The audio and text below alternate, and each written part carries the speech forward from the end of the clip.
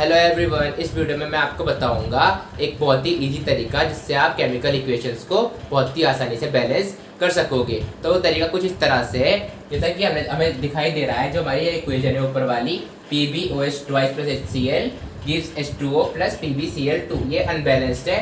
तो हमें इसे बैलेंस करना है, यानी दोनों साइड हमें एटम्स के नंबर सेम करने। तो हम शुरुआत कैसे करेंगे, हम यहाँ पे लिख लेंगे 6।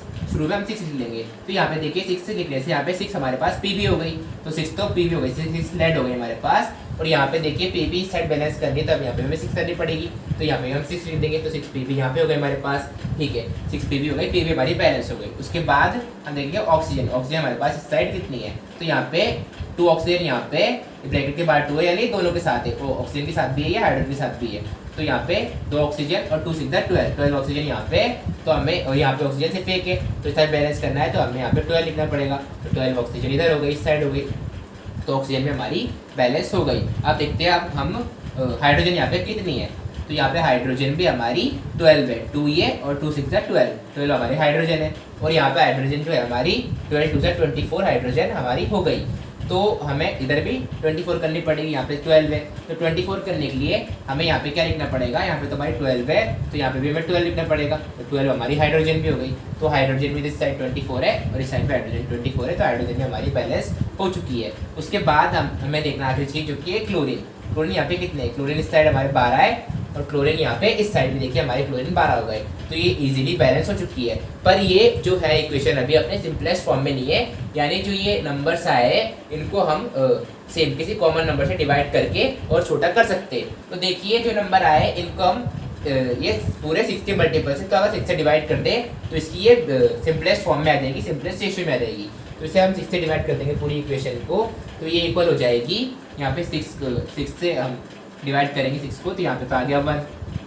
और यहाँ पे 12 को डिवाइड करेंगे तो यहाँ पे आ गया 2। और यहाँ पे 12 को डिवाइड करेंगे तो यहाँ पे आ गया 2। और यहाँ पे 6 को डिवाइड करेंगे तो यहाँ पे आ गया 1। अभी भी ये बैलेंस ही नहीं, 6 से डिवाइड करने के बाद में, इसे डिवाइड करने के बाद हमारे पास यहाँ पे 1 Pb हो गई। और यहाँ पे भी इस साइड पे हमारे पास 1 Pb है, और इस साइड हमारे पास 2 ऑक्सीजन है, और इस साइड में हमारे पास 2 ऑक्सीजन हो गई। और इस साइड हमारे पास हाइड्रोजन है हमारे पास 4, और इस साइड पे हमारे पास 2 2 4 हाइड्रोजन हो गई। इस साइड हमारे पास क्लोरीन है 2, और इस साइड में हमारे पास क्लोरीन 2 हो गई। देखिए कितनी इसी तरीके से ये बैलेंस हो चुकी है। इसी तरह से हम हमारी अगली इक्वेशन भी बैलेंस करेंगे।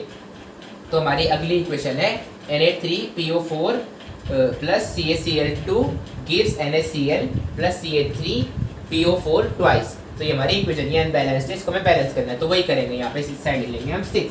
तो 6 लिखा, तो यहाँ पे देखिए सोडियम कितने हो गए, 6 3 18 सोडियम हमारे पास हो गए।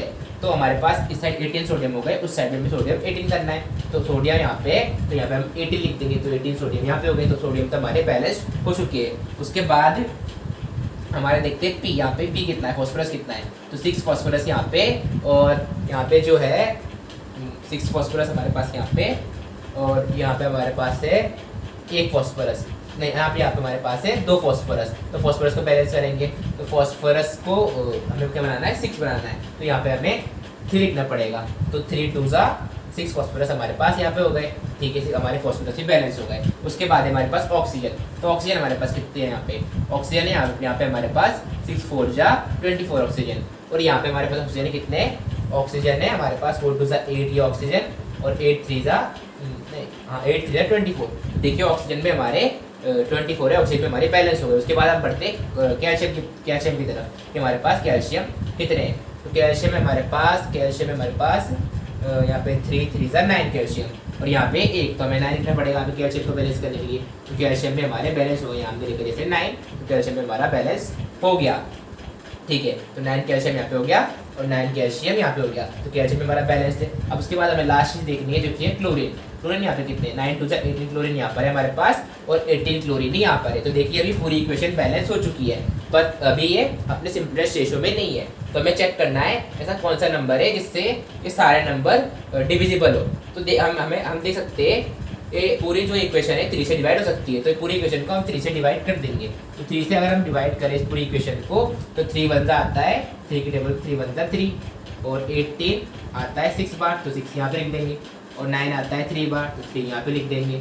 और 6 आता है 2 बार, तो 2 यहाँ पे लिख देंगे। अभी भी ये इक्वेशन बैलेंस थी क्योंकि हमने पूरी इक्वेशन को सेम नंबर से डिवाइड किया है। जैसे यहाँ पे हमारे पास 2 3 जा 6 हमारे पास सोडियम है और यहाँ पे हमारे पास सोडियम है, बिल्कुल बैलेंस है। और 2 हमारे पास फॉस्फोरस है और 2 ही हमारे पास फॉस्फोरस है। ये 1 मल्टीप्लाई 1 इंटू 2 2 ही होता है, ठीक है। और उसके बाद हमारे पास ऑक्सीजन जो है, ऑक्सीजन हमारे पास इधर 8 है और ऑक्सीजन हमारे पास 4 2 8 है। और उसके बाद बढ़ते हैं हम हमारे कैल्शियम की तरफ। कैल्शियम हमारे पास यहाँ पे 3 है और कैल्शियम हमारे पास यहाँ पे 3 है, कैल्शियम में हमारा बैलेंस है। उसके बाद हमारे पास क्लोरीन, क्लोरीन हमारे पास 3 2 6 और क्लोरीन यहाँ पे 6 है। तो देखिए इक्वेशन बिल्कुल बैलेंस रही है। अब बढ़ते हैं हमारे अपने अगले एग्जाम्पल की तरफ। तो हमारा अगला एग्जाम्पल है CaCl2 plus Na3PO4 gives Ca3PO4 twice plus NaCl। तो ये वाली इक्वेशन में हमारी अनबैलेंस्ड है, जिसको भी हम उसी तरह से बैलेंस करेंगे। यहाँ पे हम लिख देंगे 6। तो 6 की वजह से हमारे पास यहाँ पे हो गया 6 कैल्शियम। तो कैल्शियम को हमें बैलेंस करना है तो उस साइड में हमें कैल्शियम चाहिए 6 और कैल्शियम है यहाँ पे 3। तो इसको चलाने के लिए हमें यहाँ पे 2 लिखना पड़ेगा। 2 3 से हमारे पास 6 कैल्शियम हो जाएंगे, तो कैल्शियम तो होगा हमारे बैलेंस। उसके बाद है हमारा ये क्लोरीन। तो क्लोरीन को भी हमें बैलेंस करना है। तो क्लोरीन यहाँ पे है 6 2 12 और यहाँ पे है सिर्फ एक क्लोरीन। तो यहाँ पे हमें क्लोरीन को बैलेंस करने के लिए यहाँ पे 12 लिखना पड़ेगा। तो 12 क्लोरीन हमारे पास यहाँ पे हो गए, तो क्लोरीन भी हमारे बैलेंस हो चुके हैं। उसके बाद है हमारे पास सोडियम। तो सोडियम है यहाँ पे 3 और यहाँ पे हमें सोडियम इस साइड हम देखेंगे, सोडियम है हमारे पास 12। तो सोडियम को बैलेंस करने के लिए हमें इस साइड 12 लिखना पड़ेगा। तो 12 इस साइड सोडियम को बैलेंस करने के लिए हमें इसको 12 बनाना पड़ेगा। और 3 4 से हम जानते हैं 12 होता है, तो हम यहाँ पे 4 लिखते हैं। तो 4 3 12, तो 12 सोडियम हमारे इस साइड हो गए। सोडियम में हमारे बैलेंस हो चुके हैं। उसके बाद है हमारे पास अगला फॉस्फोरस। फॉस्फोरस यहाँ पे 4 और यहाँ पे है फॉस्फोरस यहाँ पे है 2 2 2, यहाँ पे 2 और 2 2 4। तो फॉस्फोरस हमारे यहाँ पे फॉस्फोरस हमारे बैलेंस हो चुके हैं। उसके बाद है हमारे पास ऑक्सीजन। ऑक्सीजन यहाँ पे 4 4 से 16 ऑक्सीजन यहाँ पे हमारे पास। और यहाँ पे है 4 2 8 और 8 2 16 ऑक्सीजन हमारे पास यहाँ पे। ये ब्रैकेट लगा है, यानी ब्रैकेट के बाद 2 है, यानी ये P के साथ भी है, ये O के साथ भी है, फॉस्फोरस के साथ भी है और ऑक्सीजन के साथ भी है 2। तो हम आप देख सकते हैं हमारी इक्वेशन है जो बैलेंस हो चुकी है, पर ये अपने सिंपलेस्ट रेशियो में नहीं है।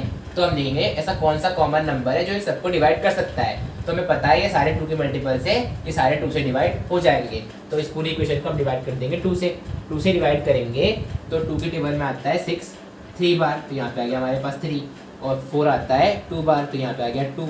और यहाँ पे 2 आता है 1 बार, तो यहाँ पे 1। और 12 आता है हमारा 6 बार, तो यहाँ पे 6। अभी भी हम आप सकते हैं हमारी केमिकल इक्वेशन है जो बैलेंस्ड है, क्योंकि यहाँ पे 3 कैल्शियम है और इस साइड में हमारे पास 3 कैल्शियम है। यहाँ पे हमारे पास 3 2 6 क्लोरीन है और यहाँ पे हमारे पास 6 क्लोरीन है। और यहाँ पे हमारे पास 2 3 6 सोडियम है और यहाँ पे हमारे पास 6 सोडियम है। सोडियम में हमारे बैलेंस्ड है। उसके बाद हमारे पास यहाँ पे 2 फॉस्फोरस है और यहाँ पे भी हमारे पास P2 2 फॉस्फोरस है। और यहाँ पे हमारे पास 4 ऑक्सीजन है और यहाँ पे 4 2 8 ऑक्सीजन है। तो देखिए ये इक्वेशन कितनी आसानी से आपकी बैलेंस हो चुकी है। इस ट्रिक से आप most of the chemical equations balance कर सकोगे। ये आपकी ज़्यादातर केमिकल इक्वेशन को बैलेंस करने में काम आएगी। तो ये कुछ इक्वेशंस है, इन इक्वेशंस को आप सेम तरीके से जैसे मैंने बताया उस तरीके से बैलेंस करें और कमेंट्स में इनकी बैलेंस इक्वेशन बताएं, इनकी बैलेंस इक्वेशन क्या होगी। अगर ये वीडियो आपके लिए हेल्पफुल रहा है तो प्लीज़ इस वीडियो को लाइक करें और इस चैनल को सब्सक्राइब करें। Thank you.